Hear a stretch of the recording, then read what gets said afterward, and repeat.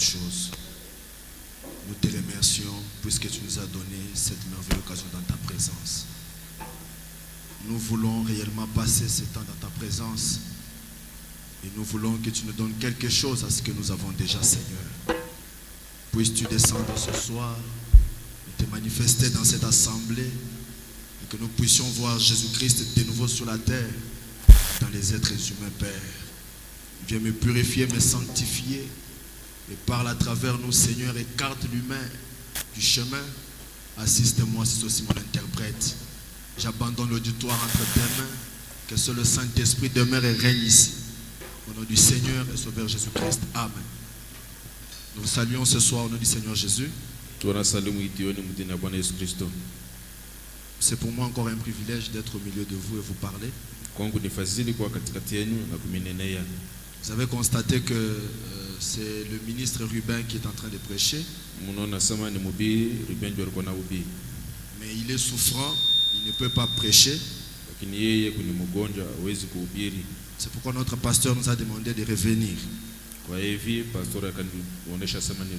Nous allons parler jusqu'à ce qu'il va se rétablir. Donc s'il se rétablit demain, dimanche, il sera à la chair.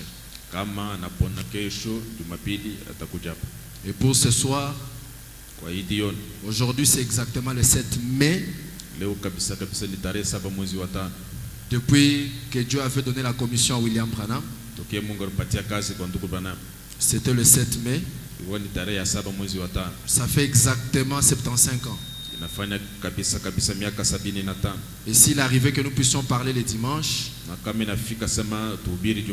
nous allons parler sur cette commission. Et nous allons voir si cette commission est encore puissante ou bien si elle n'est pas puissante. Vous allez nous inviter des non-croyants. Comme ça, quand nous allons baptiser même un seul brebis, Dieu sera content au ciel. Et pour ce soir, nous allons marcher sur les pas du révérend Rubin. Depuis qu'il a pris la chair, il a parlé sur la désolation au jour du jugement.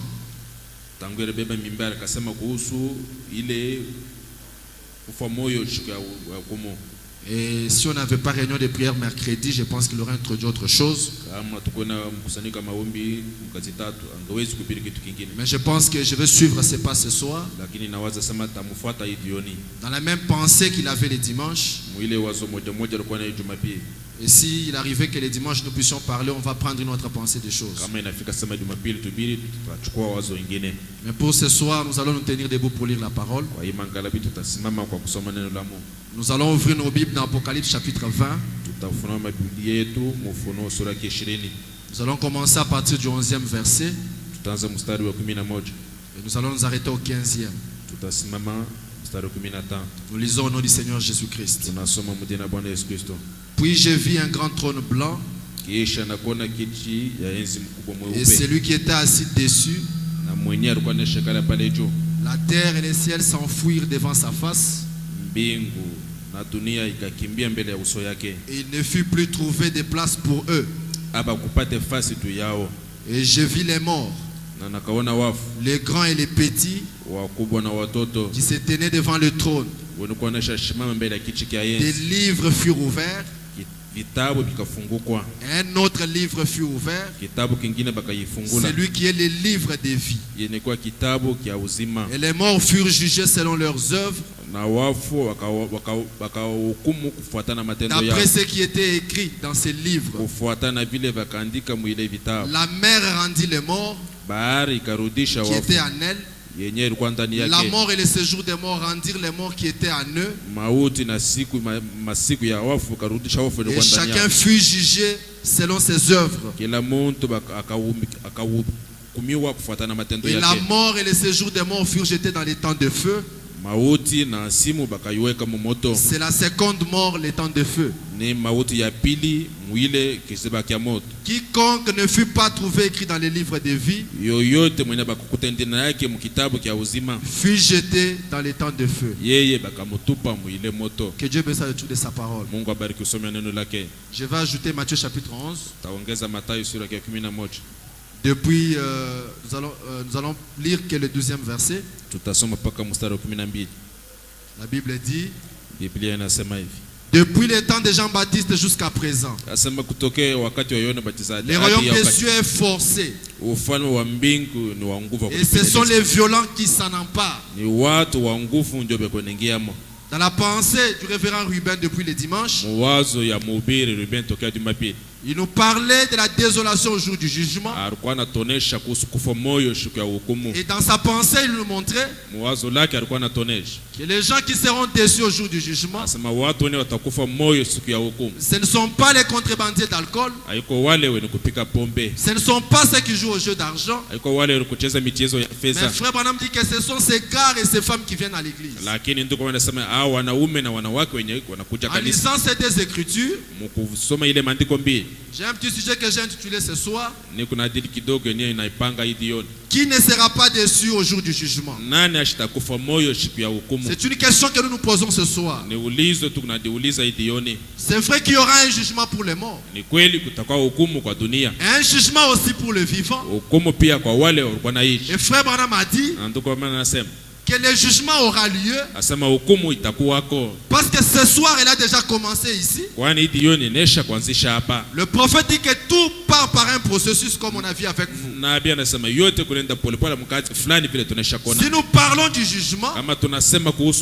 c'est hukumu, que le jugement a déjà commencé quelque part maana yake hukumu inesha kuanza fasi fulani et elle va s'achever quelque part. na hiyo itamalizika fasi fulani. Si nous parlons de l'enlèvement, Kama tunasema kuhusu unyanyulivu, l'enlèvement a déjà commencé quelque part unyanyulivu inesha kuanzisha fasi fulani et elle va finir par quelque na part. hiyo itaisha fasi fulani. Et c'est pourquoi la question que nous nous posons, Ndio kwa maana ulizo yenyewe tunajiuliza, qui échappera au jugement? nani ataepuka kuhukumu?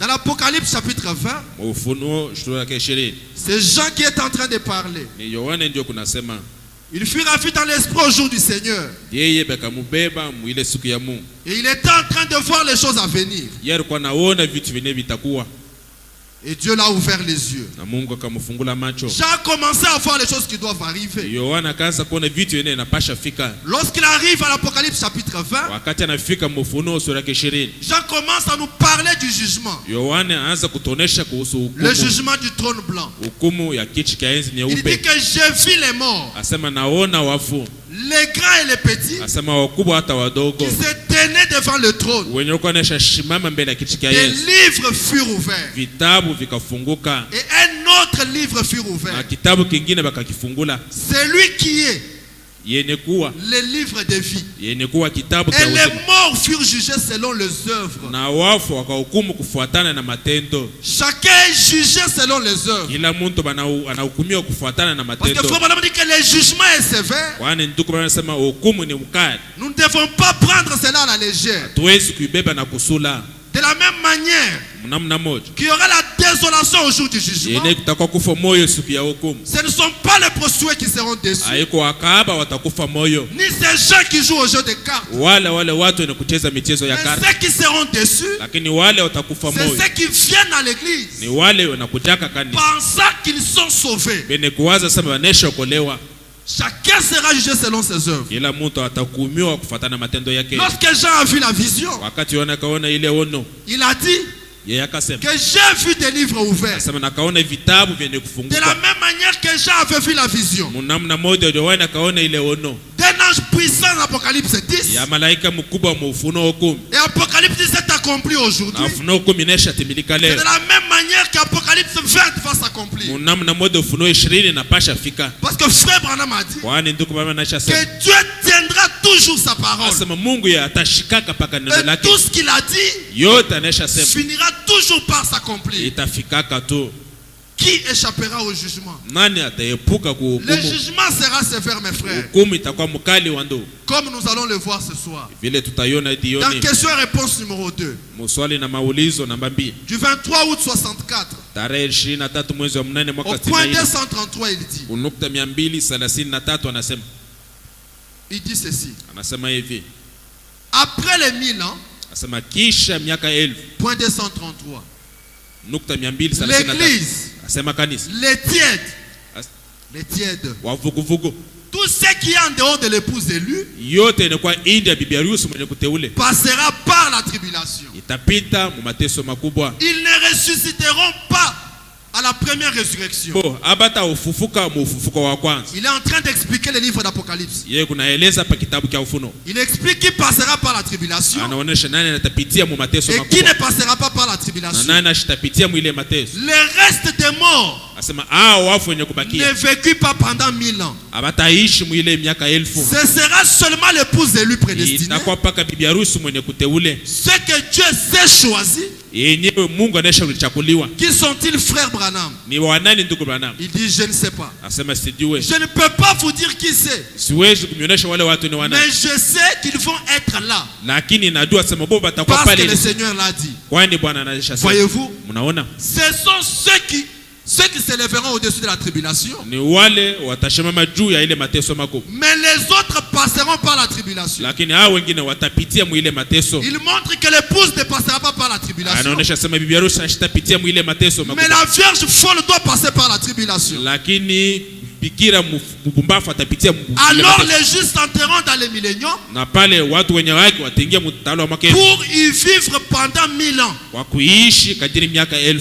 Et après les 1000 ans, Na kisha ile miaka 1000 vient alors le jugement du grand trône blanc. na pale hukumu wa kichi kinene kia Tout commence par quelque part. yote naanza fashi Il fulani. y a un processus à chaque chose. Huku kazi fulani mkila kitu. La tribulation va commencer, Asema mateso makubwa itaanzisha. mais l'épouse ne passera pas par la tribulation. Lakini bibi harusi ashitapitia mu ile mateso Le makubwa. jugement va commencer Hukumu itaanzishwa après la tribulation, kisha ile mateso makubwa. après que l'épouse soit dans les 1000 ans avec Christ. Kisha bibi harusi kuingia mu ile miaka 1000. Et le prophète dit, Nabii anasema alors les morts, na pale wafu à la fois les justes et les injustes, pamoja wenye yake na washo wake, il dit, anasema ils vont ressusciter. bo batafufuka. Les livres sont ouverts. Asema vitabu vinaisha funguka Et le livre de vie est ouvert. na kitabu kia uzima kinaisha funguka Et le saint, na watakatifu, l'épouse et l'époux bibi harusi na bwana harusi s'assoient sur le trône banaikala paketi et cha Yesu vont juger le monde. na batahukumu dunia. Et c'est à ce moment-là Ni mwile wakati que s'accomplira cette parole. kwenye ineno itafika, Et il jugera le monde, yasema batahukumu, batasambisha dunia. toute la nation avec une verge de fer. Asema taifa yote na fimbo ya kiuma, Toutes les nations se tiendront là devant lui. mataifa yote yatachama mbele Et pale mbele yake, il les jugera na ye atawahukumu avec une verge de fer. na ile fimbo ya chuma. Il séparera les brebis des boucs Yeye atatenganisha et wakondoo na dira au wabuzi, bouc, retire-toi. ataonesha mbuzi, asema ondoke Le hapa. prophète explique Nabii anaeleza de quelle façon va s'opérer le jugement. namna kani hukumu itafika. Chacun sera jugé selon ses œuvres. Sema kila mtu atahukumiwa kufuatana na matendo yake. L'époux et l'épouse vont juger le monde. Bibi harusi na bwana harusi batasambisha Et dunia. même si ce soir, Na hata kama hii vous faites partie de l'épouse du Seigneur, wewe kumemba wa bibi harusi wa vous Bwana, devez être sûr de faire partie de l'épouse du Seigneur. unapaswa kwa na ujarisa sema kusehemu ya ule bibi Et harusi. nous allons voir avec le prophète Na tutaona pamoja na nabii que ce n'est pas n'importe qui asema iko kila mtu qui yoyote s'appelle épouse du Seigneur qui sera épouse dans cette époque. mwenye anaita bibi harusi ndio atakuwa bibi harusi mwile masiku 235 il dit. 235. Un rassemblement des saints sur la face de la terre Asema mkusanyiko wa watakatifu pa dunia pour le jugement du trône blanc. ndio masambisho ya kiti cha enzi Et nyeupe. ce jugement aura lieu comme le prophète vient de dire. Ile masambisho itafika kwa pangi vinabii anasema. Le monde sera jugé. Asema dunia itaumiwa. Et c'est l'époux et l'épouse qui va juger le monde. Ni bibi harusi na bwana harusi ndio batasambisha Dans dunia. Matthieu 12:34 il est dit. Mu Mathayo 12:34 anasema. Race de vipères. Asema kizazi kia nyoka. Comment pourriez-vous dire de bonnes choses? Namna kama mnaweza kusema vitu dama. Méchants comme vous l'êtes. Wakali vile mwiko. Car c'est de l'abondance du cœur que la bouche parle. Kwani ni kutokea vile moyo inaisha kujaza ndio kinywa kitasema. L'homme peut dire de bonnes choses de son trésor. Mtu ndio kusema vitu dhamani vya hazina yake. Et l'homme méchant tire de mauvaises choses de son mauvais trésor. Na mtu mkali anatosha vitu vibaya mwile hazina Il yake. dit, je vous l'ai dit. Anasema na mionesha. Au jour du jugement, Anasema siku ya masambisho. les hommes rendront compte Anasema watu wanapaswa kurudisha. de toute parole vaine qu'ils ont proférée. Watalipa juu ya kila neno mubaya barisema. Toute parole vaine que vous avez proférée. Neno lote mubaya ilitoka mkinywa yako. Vous allez vous en rendre compte au jour du jugement. Wewe utatambuka ile siku ya Que masambisho. Dieu va tenir compte de ces paroles-là. Na Mungu atakumbuka ile maneno. Car Kwani par tes paroles tu seras justifié. upitia maneno utahesabia wazi. Et par tes paroles tu seras condamné. kupitia pia maneno yake Mes frères et sœurs, wandugu na wadada. le jugement dont tu as parlé la fois passée, Hukumu yenyewe bakasema ile mara ce iliyopita, jugement est réel et il aura lieu. ile hukumu ni ya kweli na itafika. Nous ne sommes pas de ceux qui croient Haiko hatuko wale wenye que nous kuamini. sommes sur la terre dans les milléniums naturels. Asema tuko pa dunia utawala wa miaka elfu ya Nous ne croyons pas cela. hatukuamini vile. Mais le prophète a dit Nabii anasema que tout se passe par un processus. asema yote kunafika mkazi De la fulani. même manière que les milléniums a commencé par un processus, Namna moja asema utawala wa miaka elfu ikaanza fasi fulani. ça n'exclut pas les milléniums littéral. Haitosha kusema utawala ya mumwili De la itafika. même manière ce soir, Namna moja imangali. le jugement du trône blanc va exister sur la terre. Hukumu ya kichwa cha enzi nyeupe Et itafika. tout homme va faire face à ce jugement-là. Kila mtu atapambana na ile hukumu. La Bible dit Biblia que inasema c'est par tes paroles que tu peux être asema ni justifié. kupitia maneno yake unaweza kuhesabia watu. Et c'est par tes paroles que tu peux être encore condamné. Na kupitia maneno yake unaweza kuhukumiwa. Oui, mes frères. Ndio wando. C'est la vérité comme le prophète l'a Ile dit. ni ukweli hivi na Biblia Dans nasema la prédication Vision de Patmos, mahubiri ono ya Patemo du 4 décembre 60, tarehe 4 mwezi wa 12 mwaka 60 au point 188 partie P. kunukta 188 sehemu ya Je pili. commence à 189. Minaanza kunukta Il dit 189. les voilà, Asema bo bale ses yeux.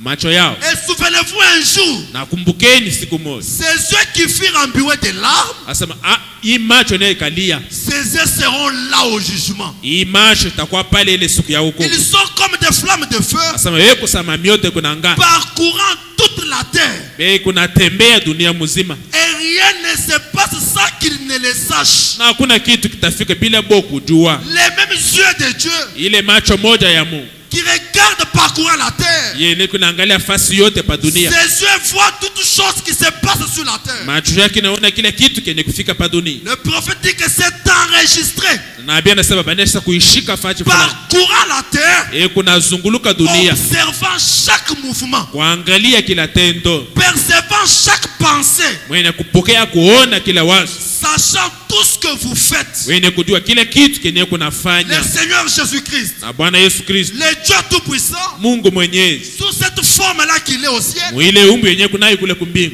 parce que le corps est sur le trône, Kwani ile mwili kupakichika et yeye. l'esprit est sur la terre, Lakini roho iko pa dunia. au service de l'épouse d'aujourd'hui. Yeye kunatumika kwa bibi harusi na Frère bwana Branham a dit harusi. Na nduko Bwana anasema que ces yeux-là asema ile macho parcourent la terre hii kunazunguka et dunia. voient toutes choses que nous faisons même en secret. Hii kunaona kila kitu hata kienye tunafanya Je musiri. peux avoir peur de mon frère. Unaweza kuwa na woga ya ndugu. Je peux avoir peur de ma soeur. Ninaweza kuogopa dada fulani. Mais je dois me souvenir dans mon cœur Lakini napasha kumbuka moyo. qu'il y a un œil qui me... Asema kukuricho fulani Peu kunaangalia. importe ce que je peux faire en secret. Azuri kitu kenye naweza kufanya hata musiri. Peu importe comment je peux mentir en secret. Azuri namna kanaweza kudanganya hata kumpembeni. Cet œil-là voit toutes choses sur la Ile terre. richo kanaona kile kitu pa dunia. Et rien ne sera caché devant Na kuna cela. kitu kile kitafuicha mbele ya ile mricho. Parcourant la terre, Kunazunguka dunia. observant chaque mouvement, Kunaangalia kila tendo. observant chaque pensée, Kunaangalia kile wazo. sachant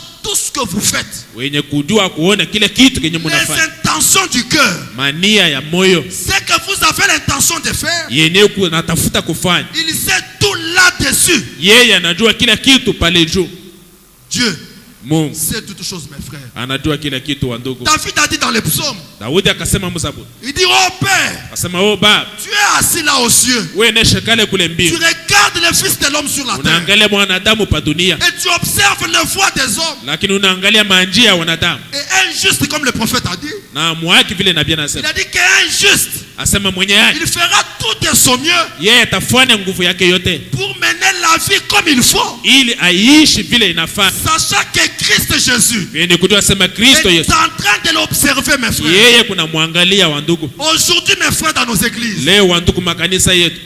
cette prédication du jugement a disparu. Hii mahubiri ya masambisho inashapotea. On ne prêche pas pour condamner les péchés des êtres humains. Mahubiri tena ndio kuhukumu mazambi ya watu. L'apôtre Paul a dit à Timothée, Mtume Paulo kuonesha il Timotheo. dit, Timothée, mon fils, Asema Timotheo mwanao. il viendra un temps sur la terre Asema kutakuwa wakati pa où dunia les hommes vont s'attacher kwenye watu aux watapambana. choses qui régiront leur cœur. Vitu vyenye vitafurahisha moyo. Et toi, Timothée, Lakini wewe Timotheo, prêche la parole hubiri neno dans dans les meilleurs moments tout comme dans les mauvais moments. wakati mzuri au wakati mubaya. Timothée censure les péchés. Timothée waanza kuhukumu dhambi. Oui mes frères. Ndio wandugu. Dans nos églises aujourd'hui. Makanisa yetu leo. Raison pour lesquelles Sababu yenye il y a nafanya. des hommes qui viennent à l'église. Asema kuku watu wanakunyaka kanisa. Avec des difficultés et des problèmes. Benakuwa na matatizo na mama. Il ressort avec ça la barrière. Lakini anarudia nayo. Les femmes entrent avec des maladies. Lakini wanauke wanaingia na Il magonjwa. ressort avec cela la porte. Anarudia na ile magonjwa yao. Frère Branham dit, Ndoko bana ce sema n'est pas parce que Dieu a perdu des puissances. haiko kwamba Mungu anapotesha uwezo. Mais c'est parce que l'église Lakini ni kwani a kanisa abandonné Dieu quelque part. inaacha Mungu fasi fulani. C'est parce que dans l'église, Ni kwani ndani ya kanisa quelqu'un vient, il s'assoit. mtu fulani anakuja na Mais ikaa. il a déjà péché. Lakini anesha fanya Et sana. on dit que son péché là William anasema ile dhambi peut yake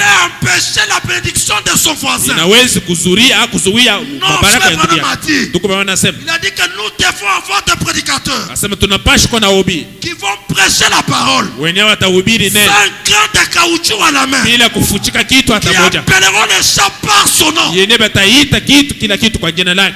Peu importe la vie que tu mènes. Haizuru maisha yenyewe kunayo. Mais quand tu as fait le mal, c'est le mal. Lakini kama unafanya mabaya ni mabaya. On ne doit pas faire de compromis avec la parole. Hatuwezi kufanya mapatanisho na Parce neno. que c'est toi ou bien c'est toi ou bien c'est toi. Ni wewe au ni wewe ni wewe. Le jugement va exister. Hukumu itakuwako. Mais qui sera épargné du jugement? Lakini nani ataepuka kuhukumu? Ça, notre frère Branham dit. 190 Il est en train de prier, il dit. Yeye kunaomba na kusema, Oh Dieu, oh Mungu, épargne-moi de cet endroit. asema uniepushe pa hii fasi. Nous pensons nous tenir devant le trône du Seigneur. Sisi tunawaza kusimama mbele ya kiti cha enzi cha Mais Bwana. frère Branham dit, Lakini ndugu wanasema, je préférerais nataka qu'on me coupe en morceaux asema bani kate hata pour mvipande ne jamais arriver là ili nishifike mbele ya ile kiti cha devant enzi. le trône blanc du jugement. Mbele ya kiti cha enzi nyeupe ya Il dit, hukumu. oh Dieu, Asema oh Mungu, épargne-moi de cet endroit. asema uniepushe pa ile fasi. Je ne veux pas voir cela. Sitake kuona ile fasi. Lorsque Dieu en colère viendra là, Wakati Mungu mwenye kusilika le atafika pale, feu jaillissant sous ses yeux moto ine kutoka machoni mwake avec sa justice na haki yake et la perruque blanche sous sa tête. na ile kichwa, C'est vrai que nous savons tous ile kofia mweupe pa kichwa que yake. selon Apocalypse 10, Unajua sema kufuatana na Ufunuo 10, Christ doit descendre asema Kristo anapasha show sous la forme d'une nuée. muumbo ya wingo. Et quand nous regardons la nuée, Wakati tunaangalia wingu, nous disons voilà ses yeux, tunasema angalieni macho yake, voilà son nez. angalieni mpua yake. Et le prophète dit Na nabii anasema, qu'il est venu pour juger la terre. asema yeye anakuja ndio kuhukumu Le dunia. fait qu'il descend pour juger la terre Tendo ya yeye kushuka na kusambisha dunia n'exclut pas le jugement littéral. haitosha, haionesha sema ile hukumu ya Le mwili jugement haitakuwa. littéral là va exister. Ile hukumu ya kimwili ya kiasili Où tous itakuwa. ceux qui traversent nos pensées sont enregistrés. Kwenye kile kitu kitapita mawazo yetu banaishika fachi fulani. Et le prophète dit ceci. Na nabii anasema hivi, Dans le Dieu qui est riche en miséricorde. Mungu mwenye kuwa mtajiri mrehemu, Le 19 janvier 65. tarehe 19 Januari Au mwaka point 65 210. kunukta Il dit, 210, vous savez, asema mnajua c'est comme la télévision. iko saa television, La télévision capte tout. asema television inabamba kila kitu, Même le mouvement de notre doigt. hata kama unatingiza Tout kidole yako. c'est enregistré. Asema kila kitu banaisha kishika, Chaque parole que nous prononçons est enregistrée. kila neno tunatamka banaishika. Maintenant, Sasa voyez-vous, angalia, la télévision a démontré cela. asema television inaonesha ile mambo, Or, la télévision ne fabrique pas l'image. japo television haitunge ile picha, Elle ne fait qu'orienter cette onde pour les transmettre. yo iko naongeza paka ile wimbi juu ya Et kuitosha. voyez-vous, Anasema mnaona, elle ne la produit pas. television haitosha ile La picha. télévision existait Television ilikuwako quand Adam marchait sur la terre. wakati Adamu akatembea pa La dunia. télévision existait à cette époque. Television ilikuwako mwile wakati. La télévision existait Television ilikuwa quand Moïse traversait la mer Rouge. wakati Musa alikuwa anavuka bahari mwekundu. La télévision existait Television ilikuwako quand Élie était sous le mont Carmel. wakati Elia alikuwa pa mlima Karmeli. Voyez-vous, Mnaona? mais on vient simplement d'en faire la découverte maintenant. Lakini hapa sasa ndio banafika na kuiona, kutafuta kupata ile mambo. Chaque mouvement que nous faisons Kila msemo hii, kile mtingusiko et tukunafanya chaque son na kila sauti est enregistré sur un disque. banaishika pakanda fulani. Et nous y serons confrontés au jugement. Sisi tutapambana na ile mambo. Chaque mouvement que nous faisons, Kila tendo tukunafanya, nous devrons être confrontés là-bas. tunapasha kupambana na ile watu. Moi, je dois répondre des paroles que je vous ai dit en tant que prédicateur. Mie tadibu kwa maneno na kamionesha sa mhubiri. Le prophète savait Na abia rukonesha juu. qu'étant messager de l'âge, Asema mwenye kwa ujumbe wa wakati, il doit aussi répondre au jour du jugement. yeye pia anapasha kudibu siku ya masambisho. C'est pourquoi il a dit Ndio kwa maana yeye anasema, que si les Paul entreront, asema kama wa Paulo les wataingia, miens aussi vont entrer. wangu pia wataingia. Parce que j'ai prêché exactement comme Paul. Kwani na ubiri kabisa kabisa sa Et plus Paulo. tard, il dit Na muda si muda que atasema, le jugement aura lieu. asema hukumu Parce itakuwa. que chaque messager sur la terre Kwani kila mjumbe pa dunia sera confronté à cela. yeye atapambana na ile hukumu. Mais qui va échapper au Lakini jugement? nani ataepuka hukumu? Matthieu 11 nous a dit Mathayo 11 que anatuonesha, depuis le temps de Jean-Baptiste asema kutokea wakati wa Yohana Mbatizaji jusqu'à ce soir, hadi jioni, le royaume des cieux est forcé. ufalme wa mbingu ni wa Et kulipeleleza. ce n'est pas n'importe qui entre. Haiko kila mtu mwenye ataingia. La Bible dit Biblia inasema le royaume des cieux est forcé. ufalme wa mbingu ni wa Et ce kulipeleleza. sont les violents. Ni watu wakali, Ce n'est pas n'importe qui ni watu wa nguvu. Haiko kila qui mtu va pénétrer le royaume des cieux. mwenye ataingia mfalme wa Il mbingu. faut être violent Unapasha kuwa nguvu kabisa pour entrer dans le royaume des kwa cieux. kuingia mfalme wa Dans mbingu. la jonction du temps, Mu mapatanisho ya wakati, du 15 janvier 56 tarehe 15 Januari mwaka au 56 point 25 partie B, kunukta 25 sehemu ya pili, le prophète dit ceci: Biblia anasema hivi, Dieu ne promet pas un lit fleuri des anges. asema Mungu ashitulaka, asema tutapata mambo mazuri ya Il ne kitanda vous kilichosa. trompez pas, chrétiens. Asema mushidanganye wa Kristo Et ne déformez pas le message en disant que tout ira bien. na mwe musharibishe ujumbe msema kile kitu Si kitatembea là uzuri. où vous venez, on vous a dit Kama kwenyewe unatokea bari kuonesha, que venez croire le message, tout ira bien, on vous a menti. asema kuya uamini ujumbe na kile kitu Au kitaokoka bana contraire, kudanganya. quand vous croyez la parole, Umbali mbali wakati unaamini neno, les problèmes commencent là. mambo inaanzia Les pale, difficultés surgissent. matatizo Les inaanzia pale, tentations augmentent. majaribu inaongezeka. Dieu ne promet pas un lit fleuri des anges. Mungu ashimili yake asema mambo yote yatatembea Ne mzuri. vous trompez pas, chrétiens. Wewe mshidanganye wa Kristo, Il n'y aura pas hakutakuwa un lit fleuri des anges. hakutakuwa mambo ya teketeke fasi Il yote, n'y aura rien qui vous nuira, c'est faux. hakutakuwa kitu hata moja kitakuharibisha. Il n'y aura pas d'épreuve ni rien. Hakutakuwa majaribu au kile kitu kingine, C'est faux. ni vya bongo. Comme l'a dit le poète, Vile ule msanii anasema, dois-je être transporté au ciel asema napasha kwenda kule mbingu sur un lit fleuri des anges pa kitanda kya maua, alors que les autres ont combattu pale watu wengine pour wanapiganisha remporter les prix. na kushinda ile Le vita. prophète dit, Nabii anasema, d'autres ont payé leur vie pour remporter les prix. asema watu wengine wanakumbana ndio kubeba ile bei, D'autres ont scellé leur témoignage par le sang. wengine wanaleta ushuhuda kupitia damu, Et on a vu que sur les mers ensanglantées. nabo bakaogolewa pa mamaye Il pa dit maji ya certainement damu. pas.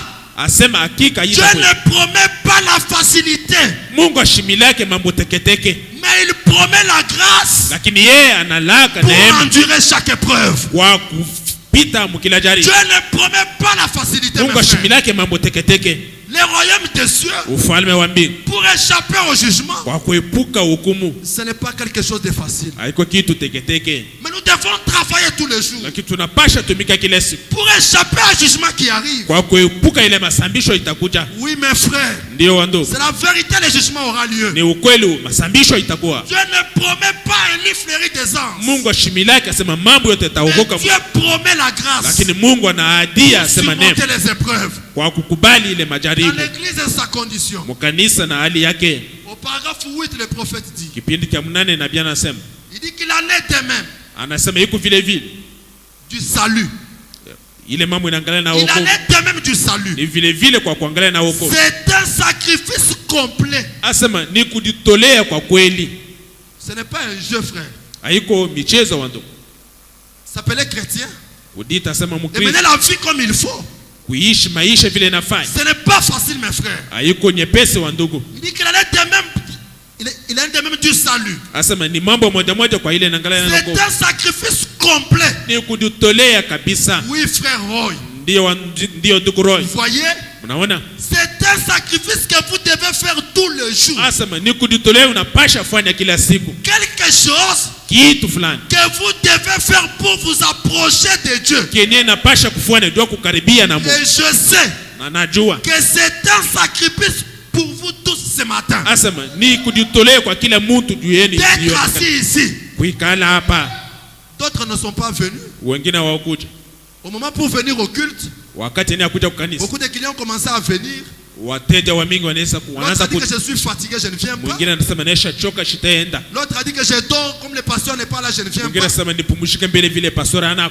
Ce n'est pas facile quand vous êtes venus ce soir. Hayuko teke vile inashafika hapa dio. C'est un sacrifice complet. Asema ni kujitolea kabisa. Comme nous sommes ici. Hivi tuko hapa. Pensons au plus grand sacrifice qui ait jamais été donné à l'homme de faire. Tuwazeni kwa ile kujitolea kubwa kuonyesha kujawahi kupatia mwanadamu kufanya. Tout ce que nous avons fait là. Yote yenyewe tunashafanya. Le prophète dit, nabii anasema, pensons un peu. Asema tuwazeni au plus grand sacrifice usadaka kubwa qui kujitolea a kubwa été donné à l'homme de faire. yenyewe akapatia mwanadamu kufanya. Il dit que c'était Jésus. Asema ilikuwa ni Yesu. Quand il a été ordonné de venir sur la terre. Wakati yeye akamuonesha sema kuja pa et mourir à notre place. Na kufa pa fasi yetu. Mon frère, le salut et le Saint-Esprit. Donc wokovu na Roho Mtakatifu. C'est un sacrifice parfait et complet. Ni kujitolea kamili yenye kuenea. Aujourd'hui parmi les frères et les sœurs du message, katikati ya wandugu na watu wa ujumbe, ils ne veulent pas parler du baptême du Saint-Esprit. Hawapende kusema kuhusu batizo wa Roho Mtakatifu. Ils parlent du mystère du baptême. Ils parlent du mystère. Wanasema kuhusu Masihi. Du baptême du Saint-Esprit sans ascension. Banasema kuhusu siri ya ubatizo wa Roho Mtakatifu bila kuchemuka. Nous sommes arrivés. Asema tunafika au baptême du Saint-Esprit sans ascension. Ubatizo wa Roho Mtakatifu bila kuchemuka. Et pourtant le Saint-Esprit, japo Roho Mtakatifu, lorsqu'il entre dans la chair, wakati anaingia mumwili, Frère Branham dit qu'il doit y avoir des sensations. Ndio wanasema unapasha kwa na kuchemuka. Quand il vient vers vous, wakati anakuja kwako, et qu'il entre dans la chair, na yeye anaingia mumwili, il doit y avoir des sensations. Unapasha kwa machemuko. Mais quand il commence à pénétrer votre âme, lakini wakati anaanza kuingia nafsi yako, ce mystère là s'accomplit. Ndio pale ile siri inafika. Évitons cela mes frères. Weepuke ile mambo wangu. Le message est venu au temps de la fin. Ujumbe inafika wakati wa mwisho. Parce que le prophète lui-même a dit, kwani nabii mwenyewe anasema que Dieu m'a envoyé sur la terre dans un objectif. Asa Mungu anatuma pa dunia mshabaha fulani. Pas pour former des organisations. Hapana kwa kufanya kutunga matengenezo. Pas pour former des tribus. Au kufanya makabila. Mais Dieu m'a envoyé avec une mission. Lakini Mungu anatuma na kazi. De former l'homme. Ya kutunga mwanadamu. Pour qu'il devienne le temple du Dieu vivant. Ili ule mtu akue maskani ya Mungu. C'est la mission de William Branham. Ndio kazi ya ndugu Branham. Et nous devons atteindre ce niveau-là. Na tunapasha kufika mwile hatua. Faire le sacrifice. Kufanya kujitolea. Jusqu'à ce que le Saint-Esprit de Dieu. Kufika na mwato yenye Roho Mtakatifu wa Mungu. Pénétrer la profondeur de notre âme. Afike na kuingia mkilindi cha nafsi yetu. Lorsque le révérend Rubin prêchait, wakati mheshimiwa Rubin alikuwa anahubiri, je me suis dit à moi-même, nakadionesha ndani yangu, ça c'est merveilleux et magnifique. Asema hii ni adamani kabisa. De réveiller nos âmes qui sont endormies. Ya kuamsha manafsi yetu inaisha ulala. Mes frères, vous savez. Wandugu mnajua. Lorsque l'ange est descendu vers William Branham, wakati malaika akashuka ndugu Branham, et qui lui a parlé de ce message, na yeye akamuonesha kuhusu ujumbe, cet ange qui est venu vers lui, malaika akamwendea, lui avait donné une mission spéciale. Yeye akamupatia kazi ya upekee. Et Frère Branham devait travailler selon cette mission-là. Ndugu anasema napasha tumike kufuatana na ile kazi. Le mystère que nous prêchons avec vous, maseni yetu tunahubiri pamoja na Mungu, c'est ça exactement le message de l'épouse. Ndio yenyewe kweli kweli ujumbe ya bibi harusi. Mais on ne doit pas oublier aussi la priorité. Lakini hatuwezi kusabu kitu cha muhimu. Ce qui fait qu'aujourd'hui, kenye kufanya sema leo, vous avez quelqu'un kuna mtu qui connaît exactement la parole comme il faut. Anajua kweli kweli neno vile inafai. Mais quand il vous ouvre la bouche pour parler, lakini wakati anafungula kinywa kwa kusema, quand il est seul quelque part, wakati yake mwenyewe fasi fulani, la vie qu'il mène n'est pas conforme à la parole. Aishi ni kuna hatua haiko yenye kuambatana na neno. Cependant, kwa hivi nous ne devons pas mener la vie de la parole. Hatuwezi kwanza kuishi maisha. Parce que mon voisin à côté il me voit. Kwani jirani yako kupembeni kuna nyota. Mais frère Branham me dit, lakini ndugu mama à chaque moment, à chaque minute, asema kila wakati kila dakika, nous devons nous rendre compte de la présence de Dieu. Tunapaswa kutambua uwepo ya Bwana. Et ne pas commettre n'importe quelle erreur. Ili tuwezi kufanya kila kosa. Oui mes frères. Ndio wandugu. Nous allons atteindre le plafond de l'évangile. Tutafika juu ya jusqu'à mener les dieux du ciel. Kufikisha na Mungu à descendre dans l'église du Dieu vivant. Ya kushuka mkanisa Mungu aliye. Et avant cela, lakini mbele ya ile, nous devons balayer les péchés de l'église. tunapasha kuondosha dhambi mkanisa, Pas la n'importe quoi. tunapasha kusafisha kila Et kitu. frère Branham a prié, il a dit. Ndugu wanakaomba Il nasema, a dit, Seigneur, asema Bwana, envoie-nous un réveil asema ututumisha, qui ututumia va faire sortir les péchés de l'église. yenye itatosha dhambi kanisani. Et le plus grand péché, c'est l'incrédulité à la parole. Na dhambi mkubwa ni kutokuamini Nous ne kunena, pouvons pas croire ce que Dieu a fait aujourd'hui. katala kuamini kile Mungu anafanya leo, C'est pourtant des cloches ont été révélées. japo mamiunguruma inaweza Et kufunguliwa, nous devons croire en cela. na tunapasha kuamini ile. C'est pourquoi le prophète dit ceci. Ndio kwa maana nabii anasema hivi, Je suis en train de faire sur la prédication du révérend Ruben. ni kunafuata mahubiri ya mheshimiwa Ruben Sur la désolation au jour du jugement. kuhusu kufa moyo siku ya hukumu. Je me rappelle, j'ai lu une citation, le prophète dit, Nakumbuka nasoma Luka mwa nabii, nabii anasema, il dit que celui qui a fétiché, anasema mwenye anaenda kufanya dawa, il a déjà fétiché, yeye anashafanya dawa, il a pris son âme, il a vendu à Lucifer. anachukua nafsi yake anaujisha Et Lucifer. Lucifer va les bénir. Lucifer atamubariki. Lucifer n'a rien à donner à quelqu'un. Lucifer ana na kitu cha kupatia mtu, Mais seulement frère Branham dit lakini ndugu anasema, qu'il copie ce que Dieu a. asema anatosha tu, anaiga kile Mungu kunacho. Tu les vends ton âme, Wewe unamujisha nafsi et yako, au retour, il te donne la gloire, la popularité dans le monde de beaucoup de choses. yeye anakupatia kavumu na vitu vingine, Mais cette âme ne vivra pas éternellement. lakini hii nafsi haitaishi milele. Le prophète a dit Nabii anasema, que les saints marcheront asema watakatifu watatembea sur la cendre des méchants. kwa majivu ya watu wakali, Et c'est la vérité, mes na frères. ni ukweli wa ndugu. Pour arriver à ce niveau-là, Kwa kufika mwile hatua, notre cœur doit être scellé du Saint-Esprit. moyo wetu unapasha kuchapiwa na Roho Pas Mtakatifu. quelque chose d'imaginaire. Hapana kitu kenye kunajifikiria, Oh non, j'étais tombé. hapana mirangu kaka, Il y avait un truc là qui m'avait frappé à la kwa joue. kitu fulani kilipika pale chao, Oh, quand moi il me posait les mains, je sentais les vents. wakati wananenge mikono na kashikia mpepo Ce fulani. n'est pas ça le Saint-Esprit. Haiko ile Roho Mtakatifu. Frère Branham me dit Ndugu wangu anasema, que les gens qui étaient à Corinthe, asema watu walikuwa kule Korintho, ils ont mangé la manne. bo bakakula ile maana, Ils ont bu l'eau du rocher. bakakunya maji ya mwamba, Mais quand il est arrivé d'entrer à la terre promise, lakini wakati ya kuingia mu nchi hadi kafika deux seulement wawili tu, sont arrivés à la terre promise. bakafika mu nchi hadi Deux seulement. wawili tu, Cependant, tous, japo ils wote avaient goûté au ministère de Moïse. bakagusa kuhuduma ya Musa. Nous devons faire attention, mes frères et sœurs, Tunapasha sopoka wa ndugu na wadada, pour ne pas être déçus au jour du jugement. ili tushukufwe moyo siku ya Je ne masambisho. mènerai pas la vie Mwe shitaishi maisha de façon à ce que je sois apprécié par un homme sur la terre. Jamais. munamu, nasema mjerani wako akufurahi Je mènerai ma vie lakini taishi de maisha façon à ce que le Dieu qui est dans les cieux, munamu na kusema Mungu mwenye aliye mbingu, quand il regarde le fond de mon cœur, wakati anaangalia kilindi cha moyo que wangu, voilà la vie que je veux que l'homme mène. asema angalia ni maisha nini Le natafuta. prophète dit ceci. Nabii anasema yeye, Dans Corinthiens, livre des corrections, asema Korintho kitabu cha le matengenezo 14 avril 57, tarehe 14 mwezi wa 4 mwaka au point 57 23, il dit, nukta 27 nasema maintenant, sasa nous pouvons faire bien des choses. tunaweza kufanya vitu vya mingi, Nous pouvons prendre la communion. tunaweza kuchukua ushiriki, Nous pouvons même être baptisés. tunaweza hata kubatiziwa, Nous pouvons venir à l'église, tunaweza hata kuja kanisani, avoir nos noms dans les registres, kuandika na majina ya kitabu, ou être tout aussi respectueux au kuwa watu wa heshima et kabisa révérencieux que possible, na watu wa adabu kabisa et être perdu. na kupotea. C'est un avertissement solennel. Asema ni usopesho Nous rasmi. pouvons bien nous réjouir Tunaweza kufurahi lorsque l'Esprit descend dans une réunion wakati roho inashuka où la mkusanyiko, parole est prêchée. wakati neno Et inahubiriwa, nos âmes peuvent bien se réjouir de la na parole nafsi yetu inaweza kufurahi na et neno, être néanmoins perdu. na hata vile tunaweza kupotea. Judas était le plus grand apôtre au temps de Jésus. Yuda alikuwa mtume mkubwa Jésus avait fait confiance Yesu akamtegemea, au point où il gardait même la caisse de l'église. unakuta kwamba alikuwa anachunga hata akiba ya kanisa, Mais quand il fallait porter les fruits, lakini wakati napasha kutoa Judas matunda, n'a pas porté les fruits, mes frères. Yuda ashikuleta ile Nous matunda devons watu prêcher la parole walikuwa nahubiri neno de façon à ce que ça touche l'âme. munamna kusema iguse Notre nafsi. objectif, c'est votre âme. Shaba yangu ni ile nafsi yenu, Parce que le corps ici, kwani hii mwili une fois dans la tombe, mara tu unaingia mkaburi et Dieu, na Mungu et les diables naye n'ont ibilisi pas besoin de ce corps-là. abatafuta tena ile mwili, Mais ils ont un objectif. lakini beko na C'est shababu cette âme-là qui est en vous. ile nafsi inakuwa ndani yako, Jusqu'à ce que le Saint-Esprit véritable hadi mwakati kana Roho Mtakatifu ya kweli pénètre dans la profondeur de la parole. kuingia mkilindi cha neno. Oui, mes frères, Ndiyo ndugu,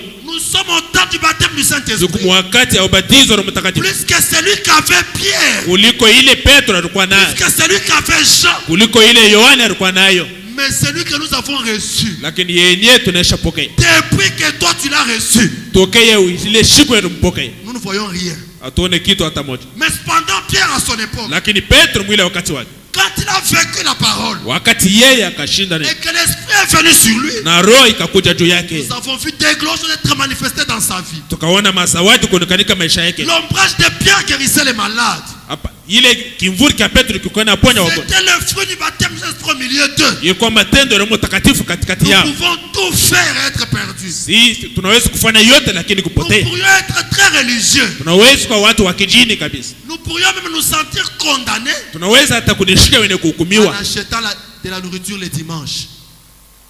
Nous pourrions nous sentir être condamnés Tunaweza kujishika wenye kuhukumiwa. en achetant de la nourriture les dimanches. Mkununua chakula Jumapili. Et nous pourrions être très religieux et très pieux. Tunaweza kwa watu wa kidini na watu Mais watawa. si cependant, Lakini kama mwile nous wakati ne sommes pas littéralement nés de l'Esprit de Dieu, hatujawahi kusalikwa kweli kweli na roho ya Mungu. nous sommes simplement en train d'adorer en vain. Sisi tuko na abudu mubule. Ainsi maintenant, Kwa hivi sasa c'est très dur. asema hii ni ya nguvu Et kabisa. nous désirons réellement examiner cela. Na sisi tunapenda kuchunguza Et ile connaître la vérité. na kujua ukweli kuangalia ile mambo. Rappelez-vous, a dit le prophète, Asema kumbukeni nabii anasema. nous n'aurons pas une deuxième occasion. Asema sisi tutakuwa na bahati ya pili. Après le jugement, Kisha hukumu. il n'y aura pas une deuxième occasion. Hakutakuwa bahati ya pili. Il n'y a que cette unique occasion. Lakini hii bahati ni mpaka hii moja. Vous feriez mieux d'être vraiment sûr. Wewe utafanya nguvu, uwe na ujasiri. Soyez sûrs, mes frères, Uwe na ujasiri que ndugu. quelque chose est entré dans votre Kia cœur. kusema kitu fulani kinaisha ingia moyoni mwako. Ne sautez pas inutilement. Wewe ushiruke ruka tu bya bure. Vous allez sauter, nous on va toujours vous regarder. Utaruka sisi tutakuangalia. Même si tu prêches la parole, Hata kama unahubiri tu neno. peux prêcher aller en enfer. Unaweza kuhubiri na kwenda Dans Gehenna. la vision, un jour le prophète, Siku moja nabii Dieu lui a donné une vision. Mungu akumpatia ono. Et dans cette vision-là, Na mwile ono il voyait les prédicateurs alikuwa naona wahubiri. qui partaient en enfer Walikuwa naenda Gehenna avec des sacs de brochures. na ile masakoshi ya Avec des mahubiri. sacs de brochures. Na masakoshi ya vitabu ya Il mahubiri. y a quelque chose là qui est sorti dans les messages dernièrement. Kitu fulani kafika mjumbe masiku ya kupita. On dit, oh, il y avait quelqu'un, Asema kulikuwa mtu fulani il s'arrêtait au bord de la route. akasimama pembeni ya njia Et frère Branham passait, na ndugu mama anakuwa anapita il les saluait seulement anamlamukia tu et il est parti au ciel. na yeye akaenda kumbingu. C'est faux. Ni bya bongo bile. Il n'y a pas de citation de ça. Hakuna tamko On fait facilement comme ça.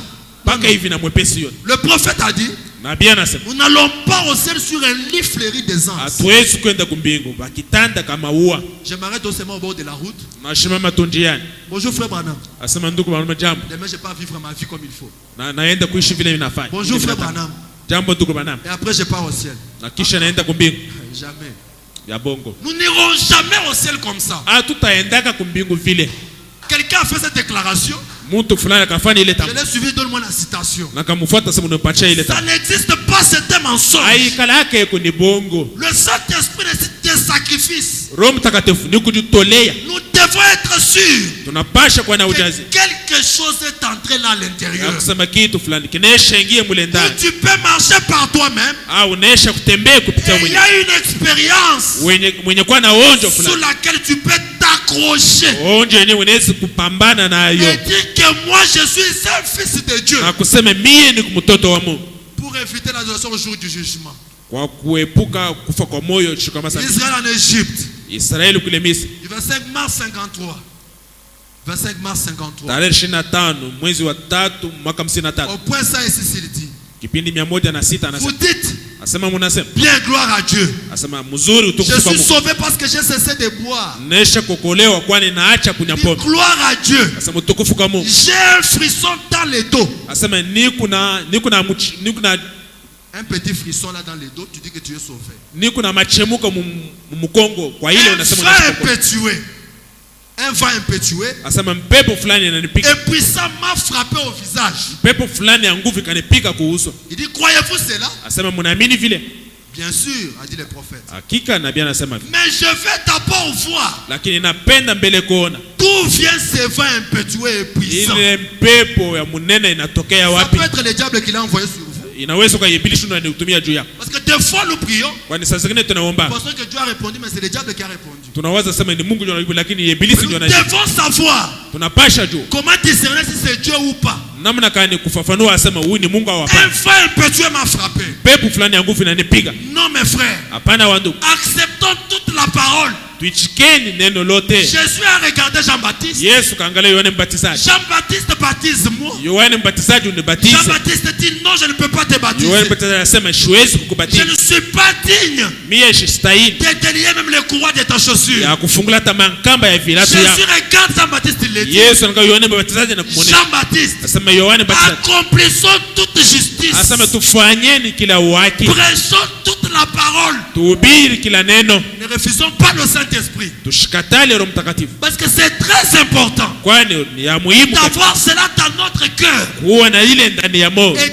d'être sûr. Na kuwa na ujasiri. Quelque chose est à l'intérieur là. Na kusema kitu fulani kiko ndani ya moyo. Pas une imagination mes frères. Hapana kitu cha kujifikiria ndo. Pas des frissons. Hapana machemuko. Pas un vent impétueux. Hapana mpepo tu inakupiga. Mais l'expérience de la nouvelle naissance. Lakini onjo ya kuzaliwa mara pili. Qui va percer votre esprit. Yenye itaingia ndani ya roho yako. Jusqu'à pénétrer le fond de votre âme. Na kufika chini ya nafsi yako. C'est là que nous allons voir le meilleur fruit se manifester en vous. Ndio pale tutaona matunda ya kweli kuonekanika kwako.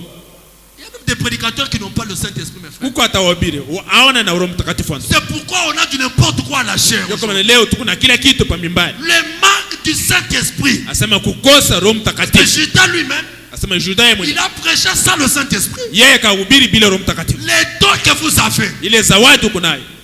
Dieu peut accepter qu'il se manifeste dans votre vie. Mungu anaweza kuchika sema adonekanisha maisha yako. Mais si le Saint-Esprit n'est pas là. Lakini kama Roho Mtakatifu haina.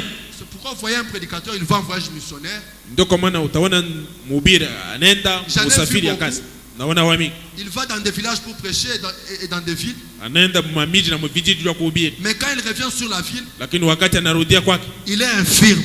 Yeye kuna kilema. J'ai vu un autre, il est allé prêcher dans un village. Na kaona mwingine akaenda kuhubiri mkijiji fulani. Il est parti prêcher aux gens. Akaenda kuhubiri watu. Mais un homme lakini mtu qui revient chez lui anarudia kwake étant enceinte.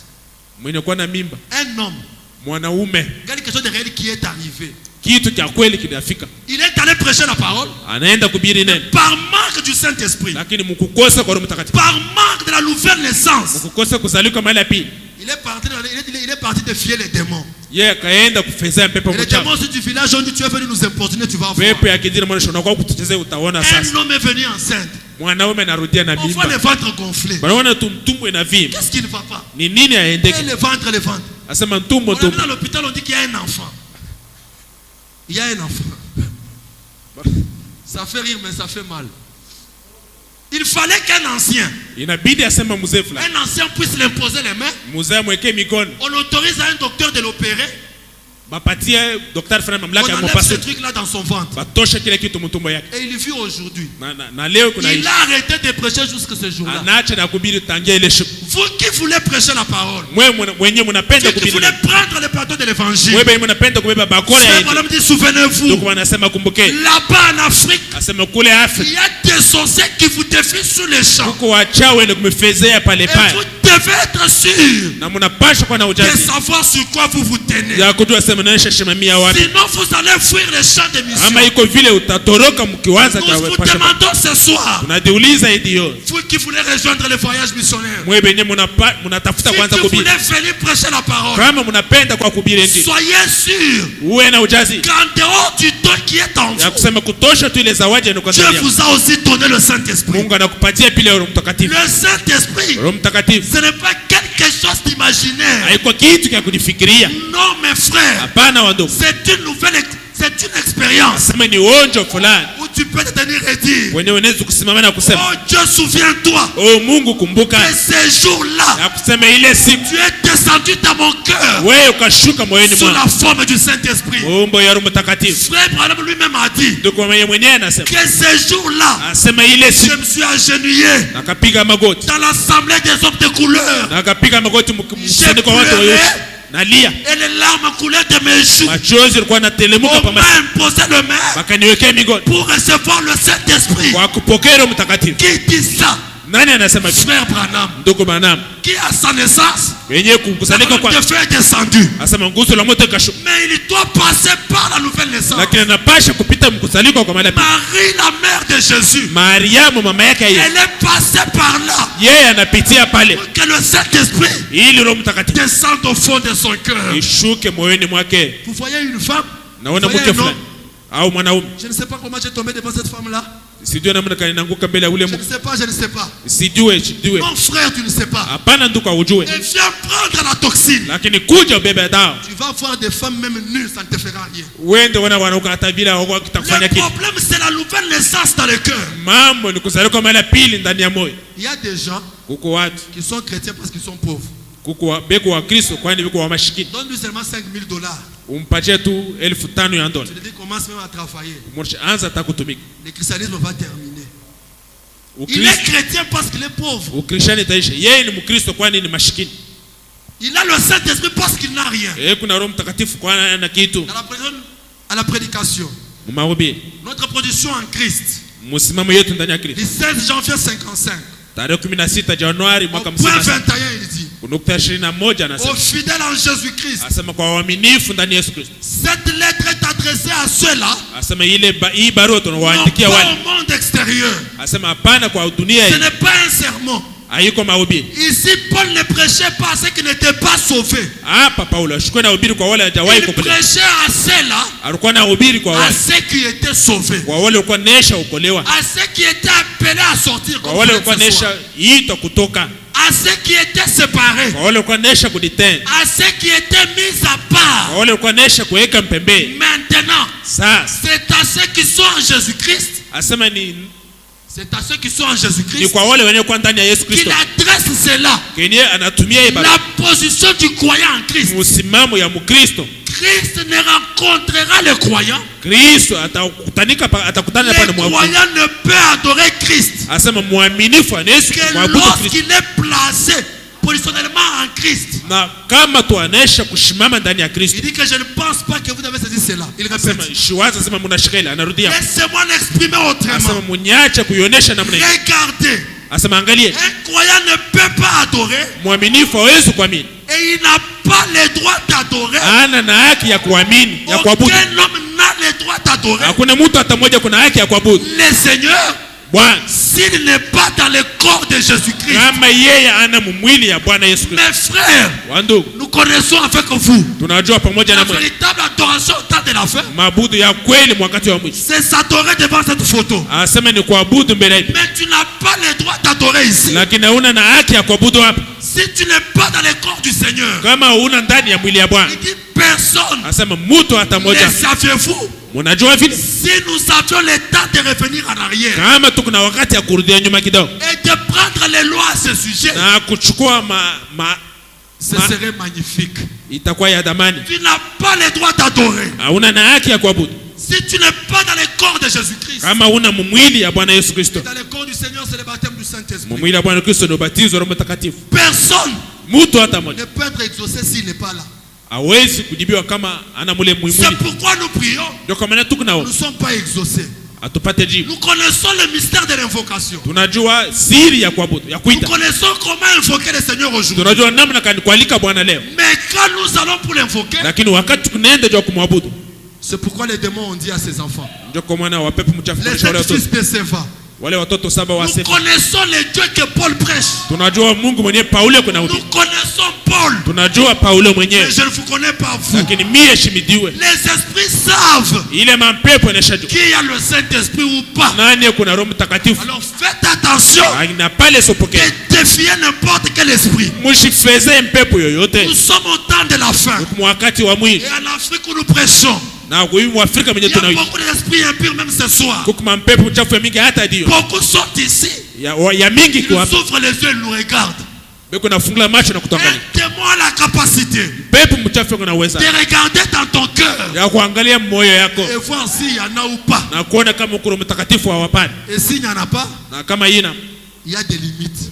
kukuma mipaka. Prêche, arrête-toi quelque part. Ubiri na shimamia fashi Ne fulani. va pas loin. Usiende mbali. Sinon tu seras aussi enceinte. Kama iko vile utapata na wewe mimba. Ou bien Satan